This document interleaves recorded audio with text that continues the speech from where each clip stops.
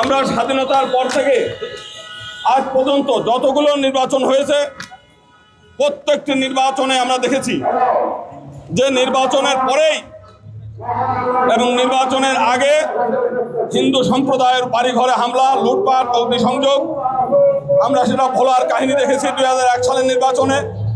এবং সর্বশেষে এইবার যারা ভোটারবিহীন নির্বাচন 2024 সালে, সেখানেও আমরা দেখলাম যে আওয়ামী লীগের দুইটা গ্রুপ, কেউ ট্রাক মার্কা, কেউ নৌকা মার্কা, সেখানেও যে পক্ষ হেরেছে তারা গিয়ে হিন্দুদের বাড়িঘরে হামলা হয়েছে। বান্ডেল থাকলে প্রতি সেনমানিতে টাকা বাঁচবে। বিকাশ সেনমানি বান্ডেল কিনে জিতুন প্রতি লেনদেনে। তো সেই কারণে আমরা বলছি যে এই নির্বাচন উপলক্ষে অনেকের কাছে আনন্দ উৎসব হতে পারে, ঈদ উৎসব হতে পারে, কিন্তু হিন্দুদের জন্য এটা একটা অভিশাপ স্বরূপ এবং এটা একটা জাতীয় দুর্যোগ।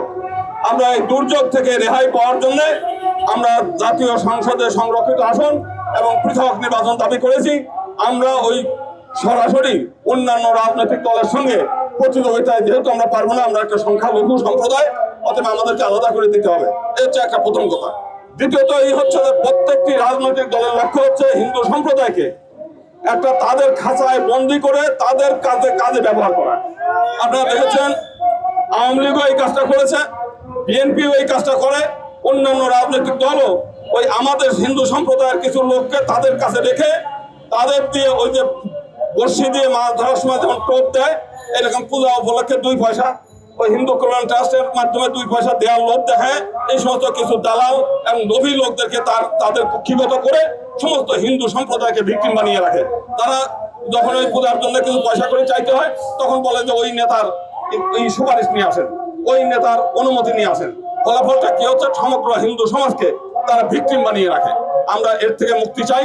আমরা 1971 সালে 1 কোটি লোক শরণার্থী হয়ে ভারতে থেকেছি, ওখান থেকে অর্ধেক লোক সেই মারা গেছে শুধুমাত্র নানাভাবে খেয়ে না খেয়ে নানান রোগে শোকে।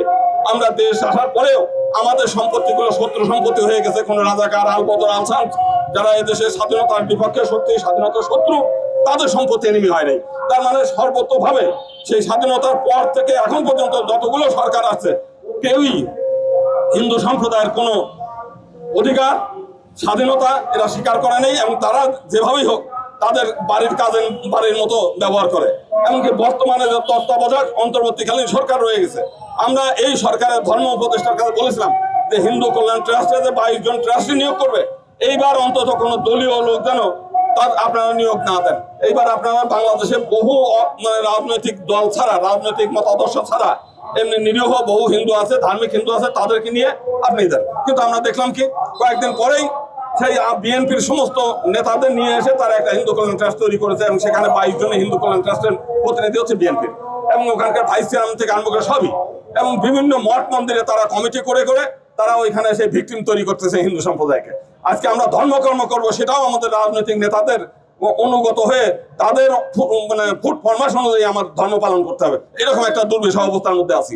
তো সেই কারণে আমরা 1 দফা দাবি করেছি যে আগামী নির্বাচনে পৃথক নির্বাচন হবে, তাহলে হিন্দু সম্প্রদায় ভোট দেবে, না হলে দেবে না। এবং এই ব্যাপারে আমরা আগামীতে ঢাকায় একটা মহাসমাবেশ ডাক দেবো। সারা বাংলাদেশের লক্ষ লক্ষ লোক ঢাকায় আসবে, একবারে ঘোষণা করবে।